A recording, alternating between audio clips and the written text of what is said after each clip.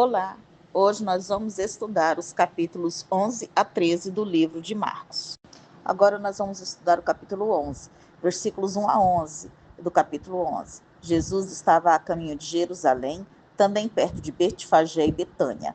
Betfagé era uma aldeia a leste de Jerusalém e Betânia era a cidade onde Lázaro, Marta e Maria moravam. Jesus manda buscar o jumentinho na aldeia, provavelmente em Betfagé. Não é mencionado o nome dos dois discípulos a quem ele pede para ir buscar o jumentinho.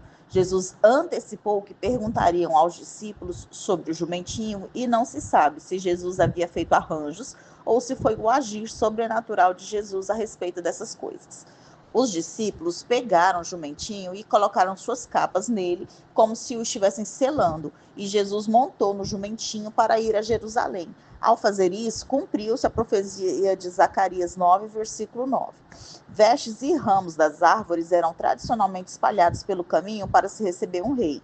Aqueles que iam adiante de Jesus pode ser pessoas que saíam de Jerusalém ao encontro de Jesus, e os que o seguiam pode se referir a peregrinos que viajavam com Jesus. Os clamores da multidão nos versículos 9 e 10 eram declamações do Salmo 118, versículos 25 e 26. Hosana é um termo hebraico para salva-nos. Jesus assim entrou em Jerusalém e saiu depois para Betânia, provavelmente para a casa de Lázaro, Maria e Marta. Versículos 12 a 14. Jesus viu uma figueira que não produzia nada, senão folhas. Mesmo não sendo tempo de figos, a árvore frondosa devia estar coberta de botões comestíveis. As palavras de Jesus expressam uma maldição. Este é o milagre de Jesus, este é o último milagre de Jesus registrado em Marcos e o único milagre de destruição nos evangelhos. Versículos 15 a 19. As escrituras profetizaram que o Messias purificaria o templo. Isso foi em Ezequiel 37, versículos 26 a 28, e em Malaquias 3, versículos 1 a 4. Tendo observado tudo o que se passara no templo no dia anterior, Jesus voltou ao templo, provavelmente ao pátio dos gentios, onde atuavam muitos dos que vendiam e compravam animais puros e sem mácula para fazer sacrifícios na Páscoa. Havia também cambistas que trocavam moedas com imagem de ídolos por moedas sem imagem ou moedas judaicas do templo, que podiam ser usadas para comprar itens sacrificiais ou pagar o imposto do templo. O templo também estava sendo usado como atalho. A expressão covil de ladrões é uma citação de Jeremias 7, versículo 11, parte do sermão de Jeremias, em que ele condenou os frequentadores do templo por suas atitudes e condutas e predisse a destruição do templo. Versículos 20 a 26. A figueira ficou seca dentro de 24 horas, talvez bem rapidamente. Ela simboliza o juízo de Deus sobre Israel. Pedro percebeu que a figueira tinha secado e, ao comentar, Jesus respondeu que eles deviam ter fé, que deviam confiar em Deus para remover tudo que os impedia de darem fruto para Deus. Mover um monte era uma metáfora na literatura judaica para fazer o que era aparentemente impossível. Aqueles que creem em Deus podem ter a certeza de que ele realizará até mesmo o impossível de acordo com a sua soberana vontade. Também há necessidade de perdão para que o Senhor possa atender à oração. Versículos 27 a 33. Os líderes queriam saber que credenciais Jesus tinha que o autorizavam a fazer o que estava fazendo, pois ele era um rabi não treinado, não reconhecido e aparentemente autodenominado. Eles haviam se recuperado do choque inicial dos acontecimentos do dia anterior e ficaram agressivos ao exigir uma explicação. Jesus lhes fez outra pergunta sobre o ministério de João Batista. Jesus deu aos líderes judeus apenas duas alternativas para julgar a fonte da autoridade de João. Do céu significa de Deus. A pergunta de Jesus colocou os fariseus na defensiva. Se eles admitissem que João foi enviado por Deus, teriam que admitir o mesmo sobre Jesus. Agora nós vamos estudar o capítulo 12, versículos 1 a 12 do capítulo 12. O homem é Deus, Israel é a vinha. Os lavradores são os líderes de Israel. Os servos maltratados são os profetas. O filho é Jesus. O proprietário da vinha executará os lavradores, servindo assim como uma profecia da destruição de Jerusalém em 70 depois de Cristo e da nação de Israel. Dar a vinha a outros é uma alusão aos gentios. Jesus continuou o seu ensino na forma de uma parábola, mas aqui seu reino é visto como um edifício em vez de uma vinha. Era comum os construtores rejeitarem pedras até que encontrassem uma que tivesse as linhas perfeitas e pudesse servir como pedra angular, que era crucial para a simetria e estabilidade da construção. Na metáfora de Jesus, ele é a pedra que foi rejeitada pelos construtores, ou seja, os líderes religiosos judaicos. Versículos 13 e 17. O tributo específico que os fariseus e herodianos tinham em mente era a taxa per capita romana, imposta quando a Judéia se tornou uma província romana em 6 depois de Cristo. Esse tributo representava a sujeição judaica a Roma. Se Jesus respondesse sim, ele seria visto como um partidário de Roma e afastaria as multidões. Se dissesse não, os fariseus e herodianos o denunciariam como um revolucionário. Jesus não se deixou enganar. Ele percebeu a hipocrisia deles e compreendeu que eles o tentavam. A moeda de um denário era equivalente ao salário de um dia e trazia a imagem de Tibério César com uma inscrição que declarava sua divindade. Uma vez que Jesus fora interrogado sobre pagar, ele respondeu com uma lição sobre propriedade. A moeda tinha a imagem de César e assim ela pertencia a César. Ele não identificou o que é de Deus, mas como seres humanos trazem a imagem de Deus, temos a obrigação de dar a Deus aquilo que traz a sua imagem, ou seja, nós mesmos. Versículos 18 a 27. Os saduceus surgiram no 2º século a.C., durante a revolta dos Macabeus. Eles estavam estreitamente associados à classe aristocrática e sacerdotal. Aceitavam apenas os livros de Moisés, como escritura, negavam a ressurreição corporal, o juízo futuro, a existência de anjos, de demônios e espíritos, e afirmavam o livre-arbítrio humano. Eles se aproximaram de Jesus com uma situação baseada nos livros de Moisés. Especificamente, o caso envolvia a lei matrimonial do levirato, que obrigava um homem a se casar com a viúva de seu irmão falecido, a fim de preservar o nome e a herança da família.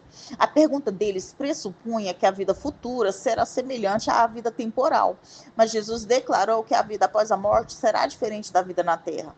Ao recorrer ao livro de Moisés, especificamente Êxodo 3, e a passagem sobre a sarça ardente, Jesus usou a parte do Antigo Testamento que os saduceus reconheciam como escritura.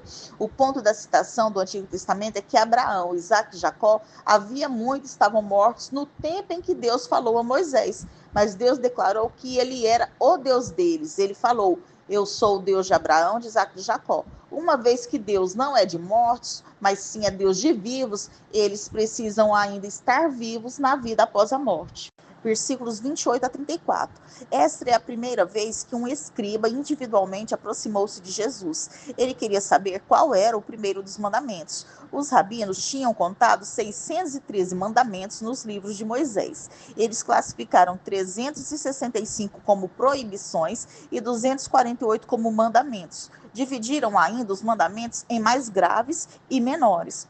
O escriba perguntou sobre um mandamento, mas Jesus lhe apresentou 2. O amor ao próximo está enraizado no amor a Deus, o primeiro mandamento. Ninguém antes de Jesus tinha combinado esses 2 mandamentos, mas isso passou a ser o padrão para os seus seguidores. Somente Marcos registrou a resposta do escriba e o elogio a Jesus. Ele viu que o amor de que Jesus falou era muito mais importante do que todos os holocaustos e sacrifícios. Jesus disse ao escriba que ele havia respondido sabiamente. Ironicamente, a cena termina com Jesus avaliando o escriba e não o contrário. Versículos 35 a 37. A pergunta de Jesus relaciona-se com os escribas e seu entendimento de que o Cristo é filho de Davi. Essa identificação, baseada na promessa de Deus em 2 Samuel 7, versículos 12 a 16, era comum no tempo de Jesus. Jesus citou o Salmo 110, versículo 1, o texto do Antigo Testamento mais frequentemente citado no Novo Testamento. Jesus confirmou a autoria davídica desse salmo e sua inspiração pelo Espírito Santo. Os escribas identificavam o Cristo como filho de Davi, mas Davi identifica Cristo como seu Senhor. Assim, o Cristo não era apenas um descendente de Davi, ele era o Senhor de Davi. Versículos 38 a 40. Jesus primeiro condenou os escribas por exibicionismo. Suas vestes talares eram vestes festivas, compridas e exageradas para o uso diário. Saudações nas praças se refere ao fato de que era esperado que as pessoas se levantassem na presença dos escribas. As primeiras cadeiras eram voltadas para a congregação, ou seja, ficavam de frente para as outras pessoas, identificando aqueles ali sentados como mestres e pessoas distintas. Os lugares de honra nos banquetes eram literalmente os melhores assentos nas ceias. Sobre as casas das viúvas, os escribas atuavam como inventariantes de viúvas, o que lhes dava a oportunidade de convencer viúvas incautas de que elas estariam servindo a Deus se apoiassem o templo ou o próprio trabalho santo dos escribas. Qualquer que fosse o caso, o escriba se beneficiava monetariamente e efetivamente roubava da viúva o legado que o marido lhe deixara. Os fariseus tentavam ostentar a sua espiritualidade orando por longos períodos. Sua motivação não era a devoção a Deus, mas um desejo de serem reverenciados pelas pessoas. Jesus censurou os escribas por desonestidade e hipocrisia. Versículos 41 a 44. A arca do tesouro ficava no pátio das mulheres, assim chamado por ser o lugar mais próximo que as mulheres podiam chegar do santuário. A arca do tesouro consistia em 13 baús na forma de trombeta, em que os adoradores depositavam suas ofertas voluntárias. Aparentemente, a forma de trombeta das caixas de coleta amplificava o som das moedas quando ali eram lançadas, tornando evidente quando os ricos depositavam muito. A oferta da viúva significou mais que as grandes ofertas dos ricos, porque ela deu, apesar de sua pobreza. A expressão tudo o que tinha, todo o seu sustento, significa provavelmente que ela não teria o suficiente para a sua próxima refeição. Agora nós vamos estudar o capítulo 13, versículos 1 a 2 do capítulo 13. Em resposta à admiração do discípulo, Jesus mais uma vez predisse que o templo seria destruído. Cerca de 40 anos depois, em 70 depois de Cristo, os romanos saquearam Jerusalém, mataram 1 milhão de judeus e demoliram o templo pedra sobre pedra. As únicas pedras não mexidas foram as enormes pedras de fundação que não eram de fato parte do edifício do templo, mas serviam de base para os muros de arrimo na parte inferior de todo o monte do templo. Versículos 3 a 13. O Monte das Oliveiras provia uma visão panorâmica do complexo do templo e de Jerusalém. Os discípulos perguntaram a Jesus quando ocorreria a destruição e que sinal a precederia. Jesus começou seu discurso alertando que seus seguidores experimentariam perseguição por amor a ele.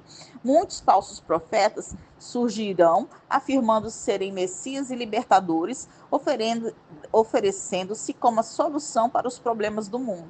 Alguns até mesmo declararão ser o próprio Cristo.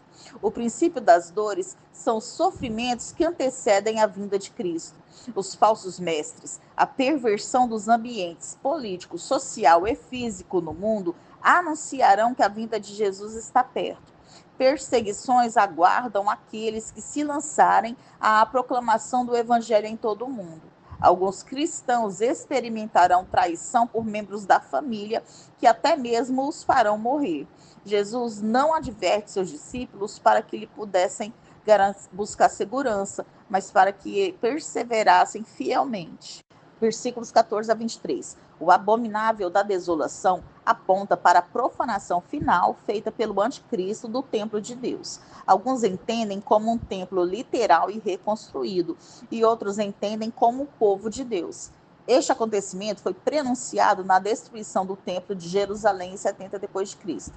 A tribulação ocorrerá em conjunto com a profanação do anticristo. Esta tribulação não se limitará à Judéia e atingirá proporções sem precedentes desde o princípio do mundo. A fuga dos cristãos de Jerusalém em 67 depois de Cristo foi um prenúncio dessa tribulação universal. O Senhor reduzirá a tribulação por causa dos escolhidos que escolheu, enfatizando a escolha soberana de Deus. A tribulação será acompanhada por falsos cristos e falsos profetas. Eles vão enganar realizando sinais e prodígios.